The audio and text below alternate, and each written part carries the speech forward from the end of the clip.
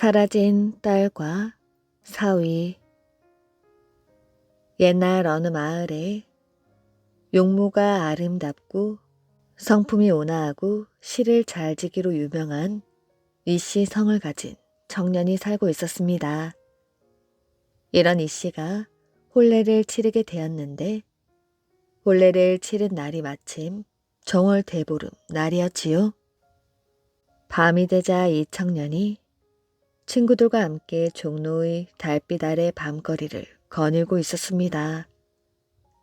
밤이 깊어져 친구들이 모두 흩어졌지요. 이 씨는 홀로 처가를 향해 걸어갔습니다. 어느 길을 지나다가 취기를 이기지 못하여 땅에 누워 잠이 들고 말았지요.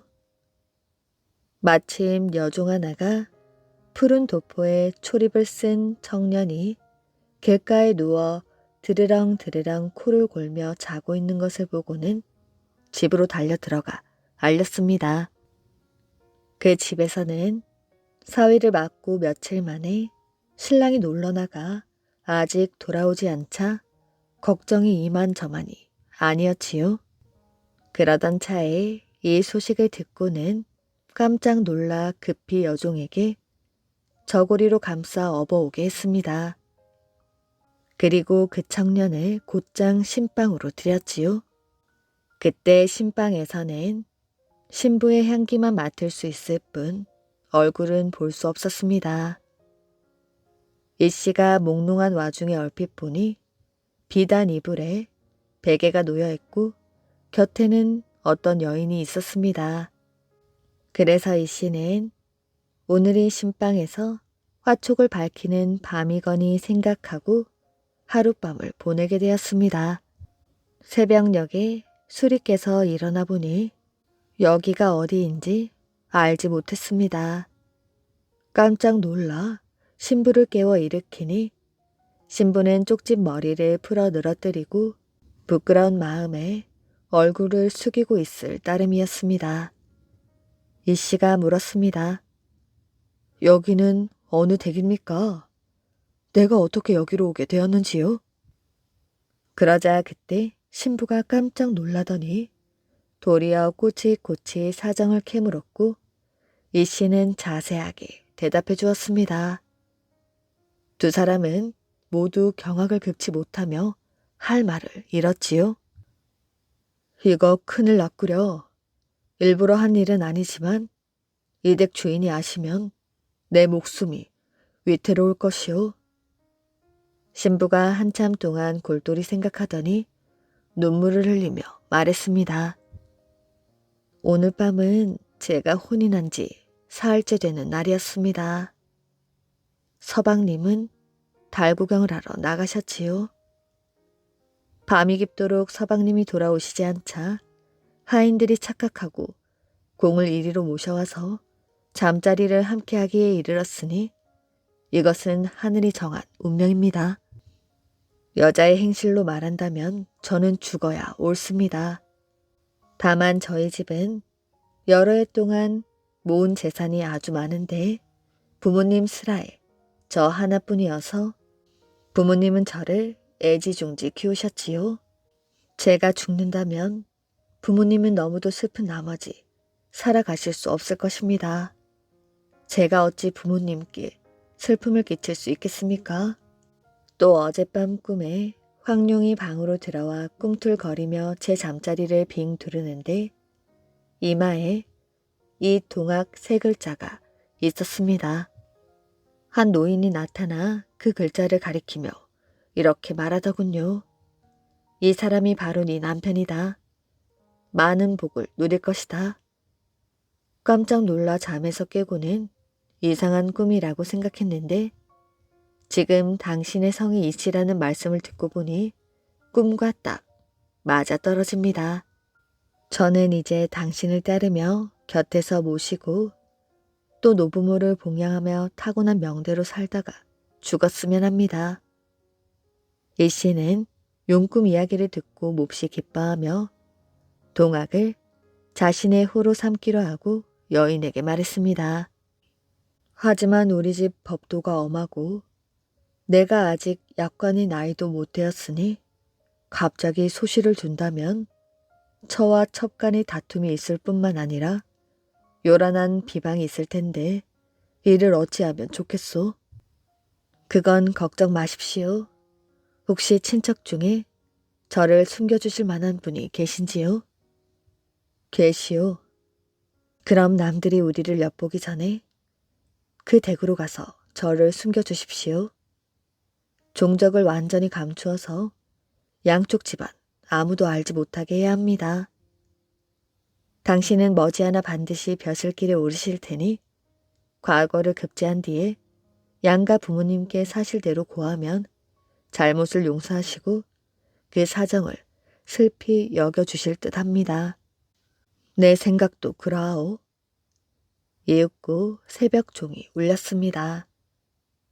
집안 사람들 모두 잠이 들어 고요했습니다. 여인은 비녀와 귀고리와 머리에 꽂은 장식을 풀고는 붉은 비단 이불깃 한 폭을 잘라내더니 말했습니다. 이걸 쓸 때가 있을 것입니다.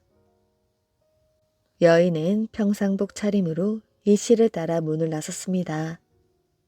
이 씨는 여인을 데리고 곧장 이모 집으로 달려갔지요. 이모는 과부로 지내고 있었습니다. 이 씨가 사정을 자세히 말하자 이모는 웃으며 여인을 정성스레 맞아주었지요.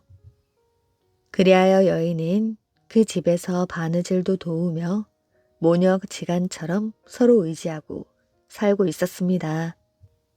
그때 여인의 집 식구들이 아침에 일어나 보니 신방에 사람은 없고 비단 이불이 어지럽게 펼쳐져 있을 뿐이었지요.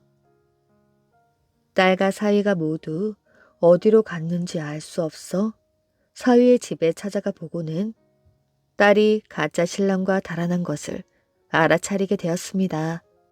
그 일을 숨기려고 딸이 몹쓸병에 걸려 죽었다고 소문을 낸 뒤 빈 관으로 가짜 장례를 지내고 말았지요. 이 씨는 원래 재주가 있던 데다가 과거 공부를 열심히 하여 몇 년 뒤 과거의 높은 성적으로 합격하게 되었습니다. 그제야 집에 사정을 알리고 소시를 데려오니 온 집안 사람들이 여인의 자태를 칭찬하고 여인의 지혜를 신기하게 여겼으며 또한 아들의 기이한 인연을 일컬으며 일처리를 잘한 것에 감탄하였지요. 마침내 둘째 부인의 집에 소식을 전하게 하니 둘째 부인은 붉은 비단 이불깃을 주어 보내며 말했습니다. 이걸 증거로 삼으십시오. 이건 특이한 비단으로 오래전 저희 조상께서 북경에 가셨을 때 황제가 하사하신 것입니다. 저희 집에만 있는 물건인데 혼례 때 이불 깃으로 만들어 쓴답니다. 저희 집에서 이 비단을 보면 틀림없이 믿을 것이니 속임수라는 질책을 면할 수 있을 것입니다. 마침내 그 말대로 했습니다. 여인의 부모가 와서 딸을 만나니 슬픔과 기쁨이 한꺼번에 밀려왔습니다. 또한 사위를 보니 참으로 재상의 풍채여서 그동안의 일을 자세히 듣고는 시종 감탄하며 말했습니다. 이건 모두 하늘이 정한 일이네.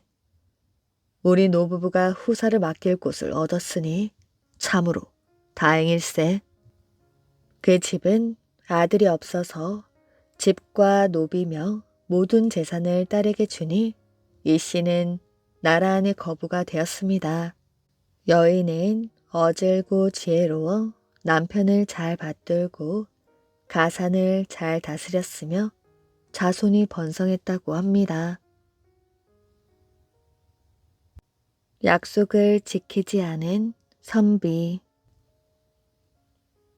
옛 조선시대에 좌의정까지 올랐던 정홍순이 아직 과거에 합격하기 전의 일입니다. 하루는 동대문 밖으로 나갔다가 마침 영조행차를 만나 구경하고 돌아올 때였지요.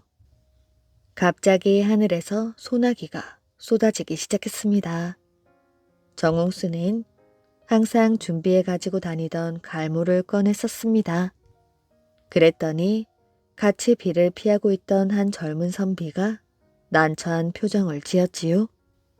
갈모를 준비 못한 모양이구려. 여기 있소. 정홍수는 여분으로 지니고 다니던 또 하나의 갈모를 젊은 선비에게 선뜻 빌려주었습니다. 정말 고맙습니다. 두 사람이 사는 집 방향이 비슷했으므로 나란히 걷다 보니 금세 동네 입구에 다다랐습니다. 여기서부턴 길이 다르니 갈모를 돌려주십시오. 정홍순이 빌려주었던 갈모를 돌려달라고 하자 젊은 선비가 부탁했습니다. 어르신, 비가 워낙 많이 오는 것을 보니 곧 그칠 것 같지가 않습니다. 제가 갈모를 그냥 쓰고 갔다가 내일 돌려드리면 어떨는지요? 어느 집인지 대강 알려만 주시면 내일 날이 밝는 대로 돌려드리겠습니다. 그럼 그러시오. 정홍수는 그렇게 하라고 허락하고 자기 집의 위치를 자세히 설명해 주었습니다. 하지만 정홍수는 어쩐지 그 젊은 선비가 미덥지 않았지요. 그래서 사는 곳과 이름을 물었습니다. 예, 저는 남대문 밖에 삽니다. 거기서 제 이름을 대면 모르는 사람이 없을 것입니다. 다음 날 날이 활짝 개어 화창하였지요. 정홍수는 하루 종일 그 선비를 기다렸으나 그는 끝내 나타나지 않았습니다. 기다리다 못한 정홍수는 며칠 후 남대문 밖으로 직접 그를 찾아갔지요. 어렵사리 집을 찾아낸 정홍수는 마당으로 들어서며 입을 열었습니다. 혹 이 집에 아무개라는 젊은 선비가 있는지요? 곧 그 집안 식구인 듯한 사람이 답하며 맞게 찾아왔다고 했지만 그 선비는 집에 없다는 말만 할 뿐이었습니다. 그런데 고개를 돌려 살펴보니 웬 남자의 신발이 보이는지라 정홍순이 거듭 물었습니다. 그럼 어디 가면 만날 수 있겠습니까? 아, 그걸 제가 어찌합니까? 나간 사람 마음이시오? 정홍순이 가만히 말하는 모양새를 보니 갈모를 돌려주고 싶지 않아 따돌리려는 것처럼 보였습니다. 자기에게 호의를 베푼 사람을 어찌 이리 대한단 말인가? 그는 몹시 불쾌한 기분이 되어 돌아오고 말았습니다. 그런 일이 있은 지 20여 년이 흘렀지요. 호조 판서인 정홍순에게 새로 자랑 벼슬에 임명된 벼슬아치가 인사를 하러 찾아오게 되었습니다. 아니, 저 사람은? 정홍순이 자세히 보니 그는 분명 20여 년 전에 자기의 갈모를 빌려갔던 그 선비였습니다. 다짜고짜 정홍순이 호통을 쳤습니다. 자네 내게 빚진 게 있지 않겠나? 20년 전 어느 비 오는 날 갈모를 빌려간 적이 있었는데 기억하지 못하겠나? 깜짝 놀란 그 사람은 이내 고개를 푹 숙였습니다. 죄송하기 그지없게 되었습니다. 그 사람이 변명을 늘어놓으려 하자 정홍순이 정색을 하며 그 말을 가로막았습니다. 아무리 하찮은 것이라도 남의 것을 빌려 쓰고 돌려주지 않는다는 것은 신의가 없는 행동일세. 더구나 호의를 베푼 사람에게 그렇게 갚으면 안 되지. 신의가 없는 사람이 어찌 나라의 중대한 자리를 맡을 수 있겠는가? 뭔가 착오가 있는 듯하니 돌아가 기다려보게. 그를 돌려보내자마자 정홍수는 곧바로 파직시키는 게 좋겠다는 뜻의 글을 올렸습니다. 정홍순의 뜻이 받아들여져서 좌랑 벼슬에서 밀려난 그는 끝내 벼슬길에 오를 수 없었다고 합니다. 복이 많은 여인. 옛날 이집트의 여인 이리스는 복받은 여인이었습니다. 멋진 남편, 늠름한 두 아들, 그리고 귀여운 막내딸까지 골고루 갖추고 사는 데다가 맛있는 빵을 굽는 재능까지 타고났기 때문이었습니다. 그 집에는 빛나는 눈동자라고 불리는 검은 개 한 마리가 있었는데 매우 영리하고 순하였지요. 빛나는 눈동자는 이리스 대신 아이들을 지켜보았고 특히 막내딸 무티 옆을 그림자처럼 따라다녔습니다. 어느 날 오후 남편과 두 아들이 낚시를 떠나고 이리스는 빵을 굽고 있었고 막내딸 무티는 인형 놀이를 하고 있었습니다. 그런데 그때 현관에 엎드려 있던 개가 갑자기 으르렁거리기 시작하였지요. 이리스가 밖을 내다보니 초라한 몰골의 노파가 문 앞에 서 있었습니다. 개는 그 노파를 보고 사납게 지저대었지요. 노파가 지친 목소리로 말했습니다. 나는 자식도 남편도 없는 떠돌이 과부입니다. 맛있는 빵 냄새가 나서 나도 모르게 그만. 괜찮다면 빵 한 쪽 얻어먹을 수 있겠소? 물론이죠. 이리로 들어오셔요. 이리스가 노파를 이끌자 개가 더 맹렬하게 짖어대며 으르렁 거렸습니다. 이리스는 노파를 집으로 들인 뒤 빵과 따뜻한 차를 대접하였지요. 노파 옆에서는 무티가 인형을 가지고 놀고 있었습니다. 따님이 참 예쁘네요. 아이들이 더 있나요? 네, 아들이 둘 더 있습니다. 나도 아이들이 있었지요. 지금은 다 죽고 일이 혼자 되었습니다. 저런 배가 고프면 언제든 오세요. 뭐든 도와드리겠습니다. 개는 밖에서 계속 짖어대고 있었습니다. 이리스가 개를 혼내러 간 사이에 노파가 무티에게 다가가 가만히 바라보더니 이마에 쪽 하고 입을 맞추었습니다. 그리고는 서둘러 나갔지요. 대문을 나서는 노파의 뒷모습을 본 이리스는 깜짝 놀랐습니다. 노파의 뒤통수에 눈이 달려 있었던 것이었습니다. 순간 이리스는 옛날 자신의 어머니가 해준 이야기가 떠올랐지요. 죽음은 이승과 저승을 한꺼번에 보기 때문에 뒤에도 눈이 달려있단다. 그 사람이 다른 사람에게 입을 맞추면 그는 곧 저승으로 가게 되지. 개가 재빨리 집 안으로 뛰어 들어갔습니다. 이리스도 뛰어 들어갔지요. 부엌 바닥에는 막내딸 무티가 창백한 얼굴로 쓰러져 있었습니다. 이리스는 숨이 끊어진 막내딸을 보듬고 통곡하였지요. 울고 있는 이리스에게 개가 뭔가 말을 하고 싶어 했습니다. 이리스는 눈물을 흘리며 개를 바라보았지요. 너를 따라오라는 거니? 그러자 개가 고개를 끄덕끄덕 하는 것이었습니다. 이리스는 지푸라기라도 잡고 싶은 심정으로 무티를 안고 개를 따라 나섰습니다. 날은 어두워지고 개는 계속해서 앞으로 걸어갔지요. 개가 마침내 걸음을 멈춘 곳은 파라오들의 무덤이 있는 서쪽 사막이었습니다. 개가 그중 하나의 관에 껑충 뛰어오르더니 가슴을 쭉 펴고 앉았습니다. 그런데 놀랍게도 개의 덩치가 어마어마하게 커지기 시작했습니다.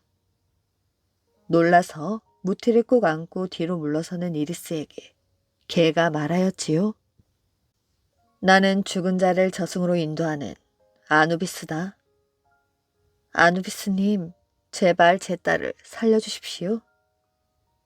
죽음이 네 딸 영혼을 데려가려 했지만 내가 짓는 바람에 뜻을 이루지 못하였다. 네 딸을 살리고 싶으면 내 말대로 하거라. 관 뚜껑을 열고 그 안에 있는 파피루스를 꺼내 아이의 목에 걸어주어라.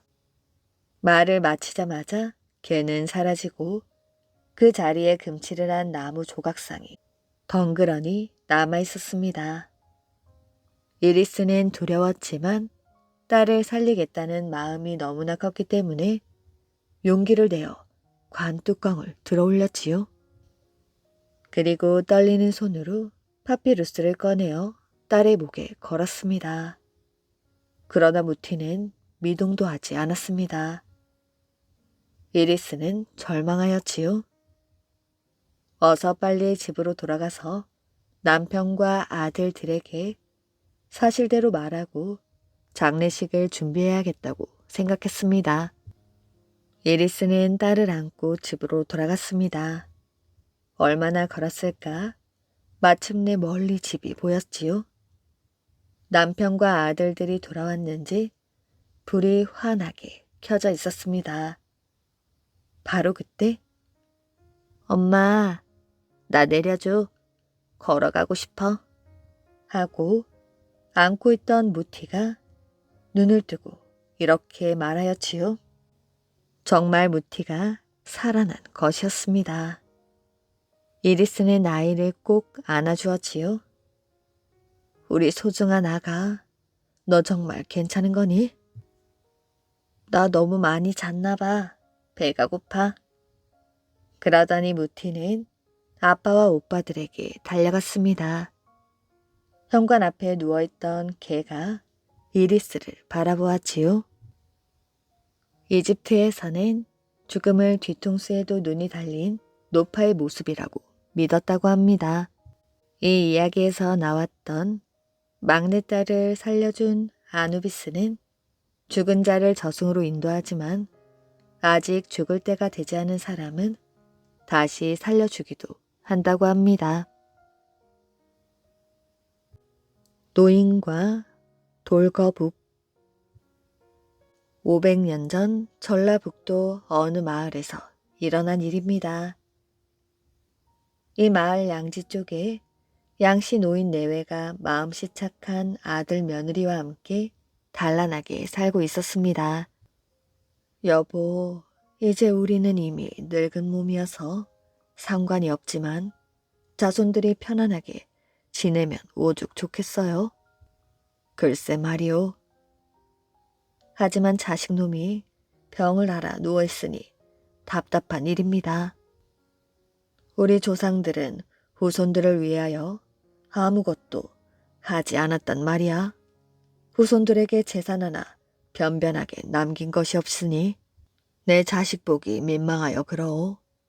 앓고 있는 자식에게 약 한 첩 제대로 못 쓰니 답답하기만 하구려. 양씨 내외는 아들의 병 때문에 걱정이 이만저만이 아니었습니다. 그런데 아파 누워있던 아들이 집 밖으로 나오는 것이었습니다. 얘야, 그런 몸으로 왜 나왔느냐? 누워있기가 갑갑해서요. 밭을 좀 돌아보고 오겠습니다. 안 된다. 성한 몸도 아닌데 어딜 간다는 게야? 아버지, 이 못난 자식을 용서해 주십시오. 늙은 부모님들께서 이렇게 고생을 하시니 이게 어디 자식된 도리입니까? 아니다. 정녕 못난 것은 이 애비구나. 어서 걱정 말고 들어가 누워있거라. 아들은 아버지의 손을 잡고 눈물을 흘렸습니다. 이토록 마음씨 착한 양신이었지만 살림 형편은 너무도 어려웠지요. 그때 이 마을을 지키고 있던 산신령은 이런 사정은 누구보다도 잘 알고 있었습니다. 그래서 언젠가 꼭 한번 양신의 가족을 도와주려고 마음을 먹고 있었지요. 그러던 어느 날 잠자는 양씨의 꿈속에 백발 노인이 나타났습니다. 백발 노인은 양씨 앞으로 천천히 다가와서 인자한 웃음을 띠며 이렇게 말했습니다. 나는 산에 있는 산신령일세. 내가 보니 자네들의 마음씨는 더할 나위 없이 착한데 살림은 너무도 궁핍하구먼. 내 자네들의 딱한 사정을 모른 채 할 수가 없어서 이렇게 내려온 것일세. 그러니 내 말을 명심하여 잘 듣게나. 예, 명심하겠사옵니다. 자네는 지금 당장 나무를 깎아 매 모양을 만들게. 그리고 동이 트기 전에 뒷산에 올라가 활로 그 나무 매를 해가 지는 쪽으로 쏜 다음에 나무 매가 떨어지는 곳에 집터를 잡도록 하게. 그곳에 터를 잡으면 후손 중에서 훌륭한 인재가 태어날 것이며 부귀가 만대에 미칠 것일세. 고맙습니다, 산신령님. 양씨 노인이 꿈에서 깨어나니 깜깜한 밤중이었습니다. 이상한 꿈이었지만 꿈인지 생시인지 분간할 수 없을 정도로 너무도 생생하였지요. 양씨 노인은 곧 산신령이 시킨 대로 나무를 깎아 매를 만들었습니다. 이윽고 먼 동이 트자 양씨 노인은 뒷산으로 올라가 나무매를 활에 잰 다음 힘껏 시위를 당겼습니다. 나무매는 정말 살아있는 매처럼 서쪽으로 멀리 날아갔지요. 양씨 노인은 나무매가 떨어진 자리에 그날부터 집을 짓고 정착하며 살고 있었습니다. 얼마 후 어느 날 밤 양씨 노인이 막 잠이 들려고 하는데 또 그 산신령이 나타났지요. 이제 자네 후손들은 영화를 누리며 잘 살게 될 것세. 그런데 그 뒤 산신령이 굳은 표정으로 말했습니다. 그런데 자네가 꼭 지켜야 할 것이 한 가지 있다네. 동구 밖에 있는 내를 건너 13번째 발걸음이 닿는 곳을 파면 돌거북이 하나 나올 걸세. 그 돌거북을 꺼내어 거북의 꼬리가 마을 쪽으로 향하게 돌려놓게. 만일 거북의 머리가 마을 쪽으로 향하게 놓으면 큰 벌이 내려질 것일세. 내 말을 명심하여 실수가 없어야 하네. 말을 마치고 나서 산신령은 연기와 같이 사라졌습니다. 꿈에서 깬 양씨 노인이 동구 밖으로 가서 일러준 장소를 파보니 땅속에 커다란 돌거북이 들어있었습니다. 양씨 노인은 산신령의 지시대로 돌거북의 꼬리가 마을을 향하도록 돌려놓았지요. 그러자 그때까지 나무에 걸려있던 나무매가 돌거북을 한 바퀴 돌더니 마치 실제 매처럼 어디론가 날아가고 말았습니다. 그 후 양씨 노인의 자손들은 산신령의 예언처럼 대대로 부귀를 누렸으며 높은 벼슬에 오른 인재들도 많이 나왔다고 합니다. 양반갑. 옛날 어느 마을에 꽤 많은 아이가 살고 있었지요. 마을 사람들은 아이를 꾀돌이라 불렀습니다. 이 마을에는 100년 묵은 느티나무 한 그루가 있었지요. 어느 무더운 여름날 갓을 쓴 양반 넷이 느티나무 그늘에 돗자리를 깔고 앉아 있었습니다. 아이고 시원하다. 여름에는 이 나무 그늘이 제일이지. 그러게 말이야. 양반들은 꾸벅꾸벅 졸기도 하고 소근소근 이야기도 하면서 빈둥빈둥 거렸지요. 한편 마을 사람들은 햇볕이 내리쬐는 농가 밭에서 땀을 흘리며 일을 하고 있었습니다. 김을 매면서 양반들을 보니 꾀돌이는 화가 났지요. 어떻게 하면 양반들을 골려줄 수 있을까? 꾀돌이는 내 양반을 찬찬히 훑어보았습니다. 하나는 삐쩍 마른 말랑깽이였고 하나는 포동포동 살이 찐 뚱보였습니다. 나머지 한 양반은 눈이 세모 눈이었고 다른 한 양반은 코가 주먹코였습니다. 양반을 뚫어져라 쳐다보던 꾀돌이는 입가에 미소를 지었지요. 그렇게 하면 되겠구나. 꾀돌이는 급히 이웃 마을에 사는 까까머리 총각을 찾아갔습니다. 꾀돌이와 총각은 마주 앉아 한참을 쑥덕쑥덕 거렸지요. 그날 오후 꾀돌이는 느티나무 아래로 슬금슬금 다가갔습니다. 나도 좀 쉬어야겠습니다. 꾀돌이는 내 양반 곁에 쭈그리고 앉았지요. 이런 못된 놈이 있나? 양반 곁에 상놈이 앉다니 썩 물러가지 못할까? 뚱뚱한 양반이 눈을 부릅떴습니다. 그러게 돗자리에 못 앉고 맨 땅에 앉지 않았습니까? 꾀돌이 말에 내 양반은 더 이상 시비를 걸지 않았지요. 그때 한 양반이 말했습니다. 장장 하일 무풍점이로다. 아니 그게 무슨 소리입니까?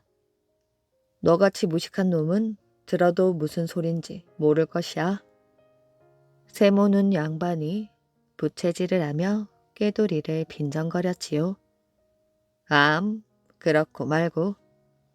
양반님들 그것이 무슨 소리인지 알려주시지 않겠습니까? 니놈이 정 알고 싶으면 가르쳐주마. 장장하일은 길고 긴 여름날이오. 무풍점이란 바람 한 점 없다는 뜻이다. 그제야 꾀돌이는 머리를 긁적였습니다. 아, 그런 뜻이었군요. 난 또 굉장히 멋있는 말인 줄 알았지요. 그때 까까머리 총각이 큰 바구니를 어깨에 메고 낑낑거리며 다가왔습니다. 세모는 양반이 제일 먼저 총각을 보았지요. 여봐라, 어디로 가는 길이냐? 예, 장에 개를 팔러 가는 길입니다. 혹시 양반님들 개를 사지 않으시렵니까? 사건 안 사건 어디 개 구경이나 해보자꾸나. 까까머리 총각은 가까이 다가가 바구니를 내려놓았습니다. 큰 바구니 안에는 4마리의 강아지가 들어있었지요. 한 강아지는 빼빼 마른 말랑깽이였고 또 한 마리는 포동포동 살찐 강아지, 나머지 한 마리는 눈이 세모 눈이었고 다른 한 마리는 코가 주먹코였습니다. 그래, 이놈들은 얼마이냐? 뚱보 양반이 물었지요. 개값은 한 냥입니다. 빼빼 마른 강아지를 말랑깽이 양반 앞에 들이댔습니다. 이 개값은 한 냥입니다. 이번에는 살찐 강아지를 들어 뚱보 양반 앞에 들이밀었습니다. 이 개값은 한 냥입니다. 세모 눈처럼 생긴 강아지를 세모 눈 양반 앞에 축혀들었지요. 이 개값은 한 냥 받고 반냥 더 받아야겠습니다. 주먹코 강아지를 주먹코 양반 얼굴 앞에 가까이 댔습니다. 까까머리 총각은 꾀돌이를 보고 눈을 살짝 감았다 떴지요. 그 개값 비싸기도 하구나. 내 양반은 얼굴을 찡그렸습니다. 뭐가 비싸다고 그러십니까? 4마리 다 팔아도 겨우 4냥 반밖에 안 되는걸요. 까까머리 총각은 바구니에 강아지를 담았지요. 뚱보 양반은 사지도 않을 거면서 바구니를 발로 찼습니다. 아니, 왜 발길질을 하십니까? 꾀돌이는 장으로 향하는 까까머리 총각을 바라보았지요. 양반님들, 어쩜 그리도 눈치가 없으십니까? 저 총각이 양반님들을 놀려대는 줄도 모르시고 그렇게 말씀하시다니요. 아니, 그게 무슨 소리냐? 뚱보 양반이 눈을 동그랗게 떴습니다. 그 총각이 뭐라고 했습니까? 개 4마리 팔아 내 양반이라고 하지 않았습니까? 그러니 여기 앉아있는 내 양반 값이 고작 개 4마리 값밖에 안 된다는 말이지 않습니까? 내 양반은 고개를 갸우뚱했습니다. 아니, 내 이놈을? 그제야 내 양반은 벌컥 화가 치밀었지요. 돗자리에 앉거나 누워있던 양반들은 벌떡 일어났습니다. 이 못된 놈아, 우리가 걔 4마리 값밖에 안 된단 말이냐? 다시 한번 말해보거라. 가만두지 않을 것이야. 까까머리 총각의 뒤를 쫓아가며 고래고래 소리를 질렀습니다. 양반님들, 정말 죄송합니다. 쌀알같이 귀한 분들에게 벽깍지 같은 상놈이 욕을 했으니 제발 용서해 주십시오. 까까머리 총각도 멀리서 고개를 조아리며 굽실거렸지요. 썩 물러가거라. 다시 또 그랬다가는 곤장을 맞을 줄 알거라. 까까머리 총각은 어디론가 달아나 버리고 말았지요. 내 양반이 다시 돌아왔습니다. 혼내주고 오셨습니까? 혼내주고 말고 잘못했다고 싹싹 빌더구나. 뭐라고 빌던가요? 쌀알같이 귀중한 양반들 앞에서 벽깍지 같은 상놈이 잘못을 했다고 하더라. 네, 양반님들 총각이 비는 척을 하면서 양반님들을 또 놀렸는데 모르셨습니까? 꾀돌이는 배꼽을 잡으며 웃었습니다. 양반들은 무슨 영문인지 알 수가 없었지요. 유식한 양반님들이 무식한 상놈 총각의 말뜻을 알아듣지 못하시다니 말이 됩니까? 네 이놈, 어서 무슨 뜻인지 말하지 못할까? 쌀이 어디서 나옵니까? 벽깍지 속에서 나오지요. 그러니 그 총각이 양반님들 보고 니놈들은 내 뱃속에서 나온 새끼들이란 말 아닙니까? 그것도 모르고 유식한 양반님들이 어찌? 꾀돌이는 혀를 차며 그 자리에서 일어났습니다. 내 양반은 집으로 가는 꾀돌이를 바라보며 기가 막혔지요. 내 양반들은 헛기침을 했습니다. 생각하면 할수록 분통이 터져 견딜 수가 없었지요. 나중에는 쩝쩝 입맛만 다시며 부채질을 했답니다. 호랑이가 맺어준 인연. 옛날 어느 산골 마을에 득이가 어머니와 함께 살고 있었지요. 어머니는 아들을 어려서부터 엄하게 키웠습니다. 자기보다 남을 먼저 생각하고 언제나 이웃과 화목하게 지내야 한다. 어머니는 득이에게 귀에 못이 박히도록 당부하였지요.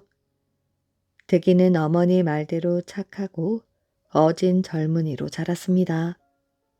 어머니, 농사 일은 제가 하겠습니다. 집에서 좀 쉬셔요. 득이는 효성이 지극한 아들이었지요. 어머니는 몇 해 전부터 가슴이 아프다며 자리에 눕곤 하였습니다. 어느덧 득이의 나이가 30살이 되었지요. 이 가난한 집에 누가 시집을 올까? 어머니는 아들 장가보낼 걱정뿐이었습니다.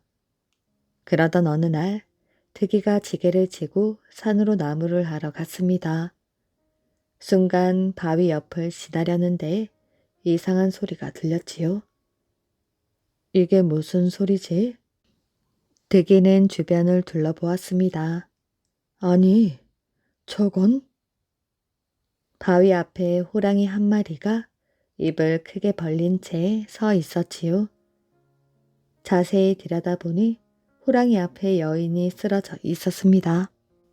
득이는 지게를 벗어놓고 나무 막대기를 손에 들었습니다.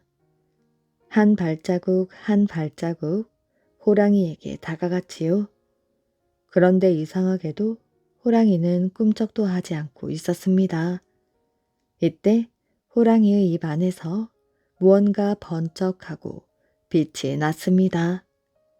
저게 뭐지? 입안을 찬찬히 들여다보았지요. 아니 저건 비녀잖아. 비녀가 목에 걸린 호랑이는 눈이 촉촉하게 젖어 있었지요. 호랑이는 살려달라는 듯 앞 다리를 꿇고 머리를 숙였습니다. 널 살려주었다가 다른 사람을 해치면 어찌하느냐? 호랑이는 눈을 깜빡거리며 득이를 바라보았습니다. 득이는 눈물을 흘리는 호랑이가 불쌍하였지요. 발소매를 쓱쓱 걷어 올리고 호랑이의 입 안에 손을 집어넣었습니다. 그리고 천천히 목구멍에 걸린 비녀를 뽑아주었지요. 호랑이는 머리를 수그리고 인사를 하더니 바람처럼 사라졌습니다. 득이는 여인을 데리고 집으로 돌아왔지요. 어머니, 호랑이에게 물려갔던 여인이에요. 놀란 어머니는 여인을 아랫목에 내려놓고 이불을 덮어 주었습니다. 미음을 쏘어 여인의 입에 한 숟가락씩 넣어 주었지요. 비녀도 다시 여인의 머리에 꽂아 주었습니다.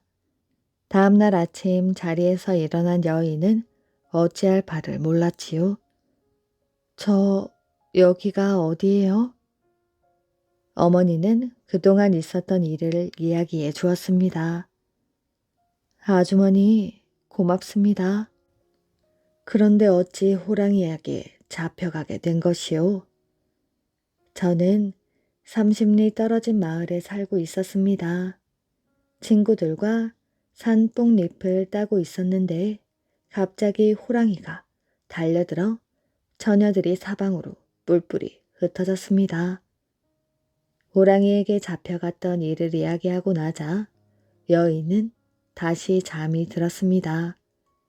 아직 기운을 차리지 못한 모양이었지요.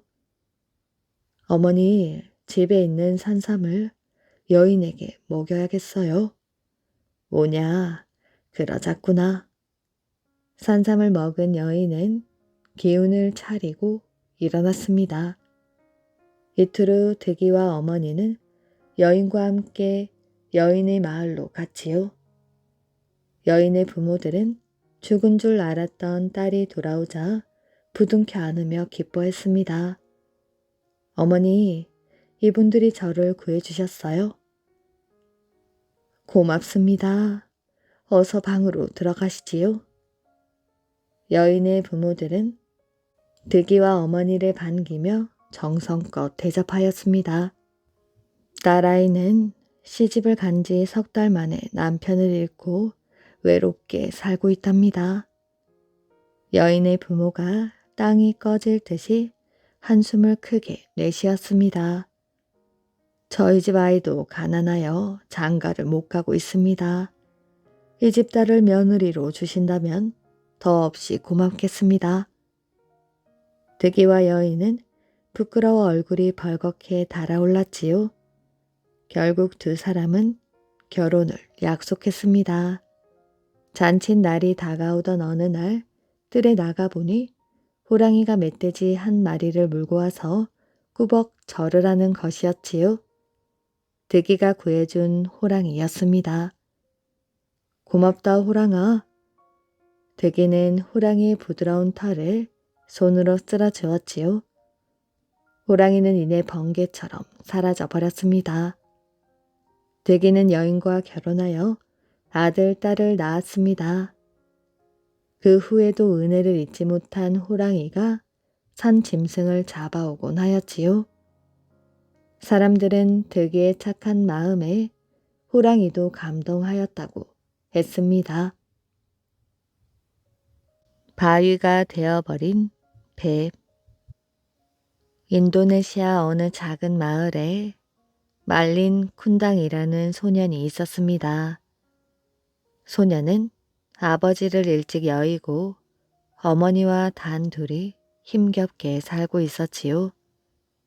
너무나 가난하여 학교조차 다닐 수 없었던 쿤당의 유일한 놀이는 부두에 나가 오가는 배를 보는 것이었습니다.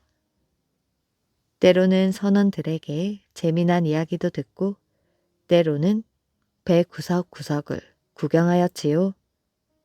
쿤당이 12살이 되던 해였습니다. 쿤당이 태어나서 처음 보는 어마어마하게 큰 배가 부두에 머물게 되었지요. 나도 저 배를 탈 수 있다면 얼마나 좋을까? 군당은 입을 쩍 벌린 채 큰 배를 보고 또 보았습니다. 그 모습을 본 선장이 군당에게 다가왔지요. 얘야, 어머니께 허락을 받으면 배를 태워주마. 군당은 당장에 달려가 어머니를 졸랐습니다. 하지만 어머니는 하나뿐인 자식을 멀리 보내고 싶지 않아 허락해 주지 않았지요. 어머니, 저도 제 꿈을 펼치고 싶어요. 군당은 몇 날 며칠을 졸은 끝에 어머니의 허락을 받아내었지요. 그리고 마침내 큰 배를 타고 세계 곳곳을 다니며 살게 되었습니다. 나이는 어렸지만 부지런하고 영리했기 때문에 군당은 선장과 선원들의 사랑을 듬뿍 받았지요. 군당이 18살이 될 무렵 선장은 군당을 양아들로 맞아들였습니다. 그리고 얼마 뒤 선장은 배는 물론 엄청난 재산을 군당에게 물려주고 세상을 떠나고 말았습니다. 군당은 큰 배의 새로운 선장이 되었고 어마어마한 부자가 되었지요. 세상 부러울 것이 없었습니다.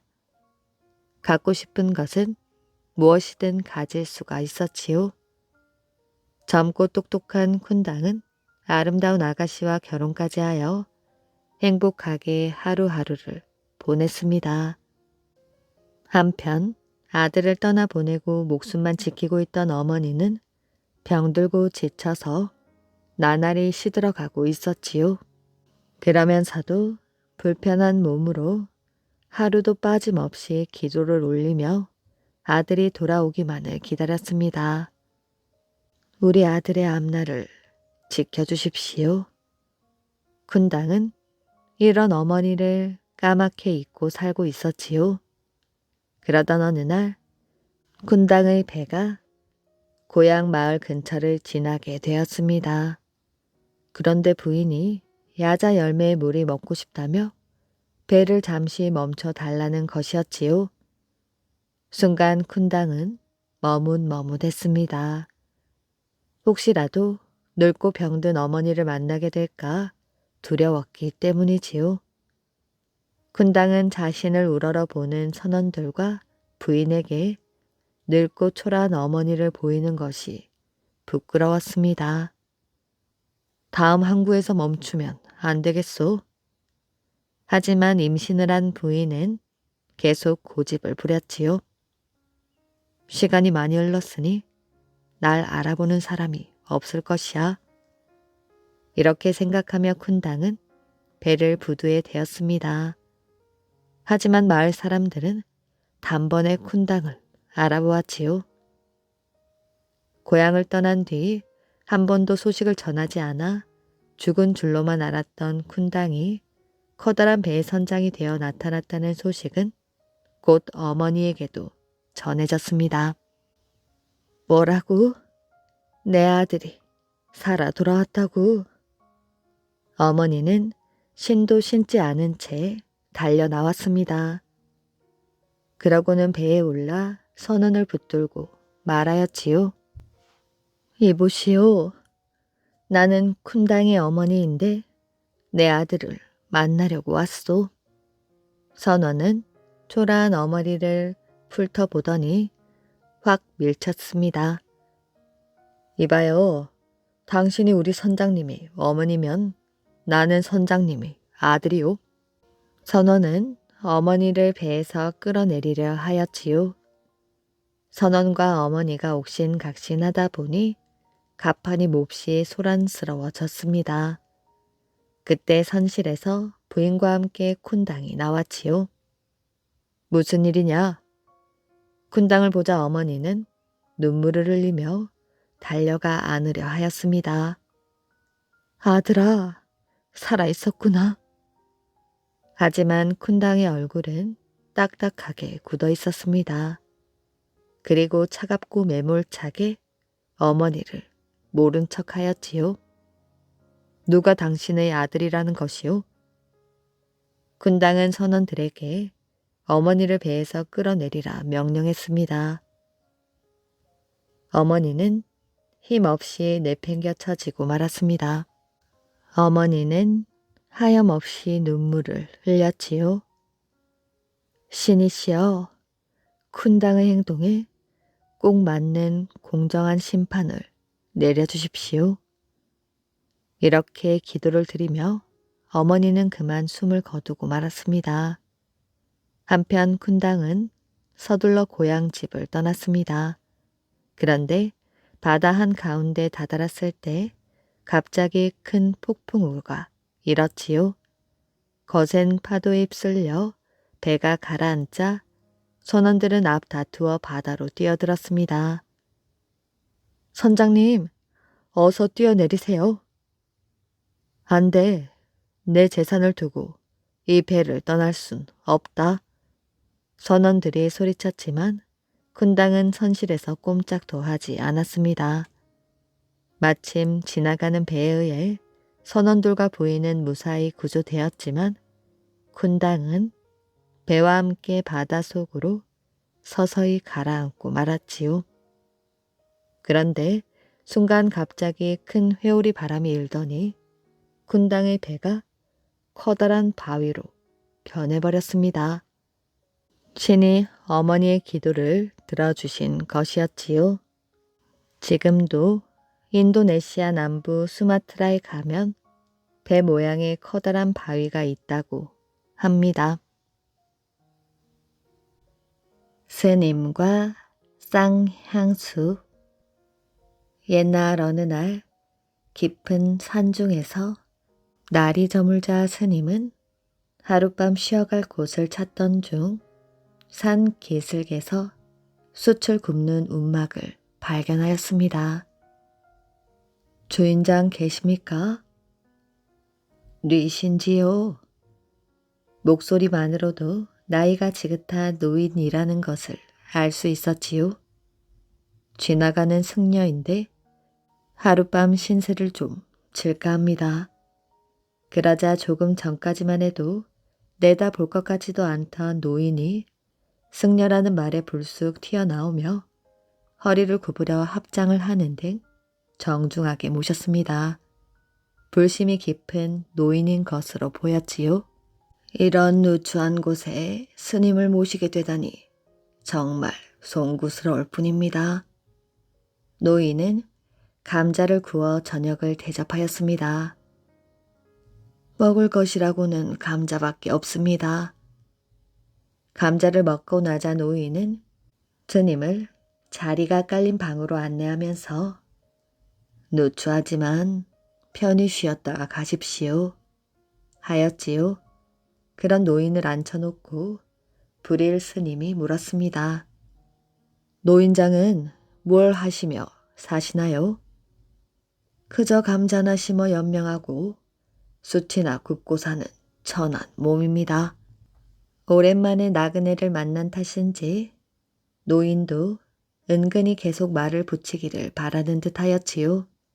한참 동안 신세 타령을 내려놓은 노인에게 스님이 물었습니다. 노인장의 소원은 무엇입니까? 그러자 노인이 죽을 때가 다 되었는데 이번 생에야 무슨 소원이 있겠습니까? 다만 내세에 태어난다면 중국의 천자가 되고 싶습니다. 어떻게 하면 제 소원을 이룰 수 있을까요?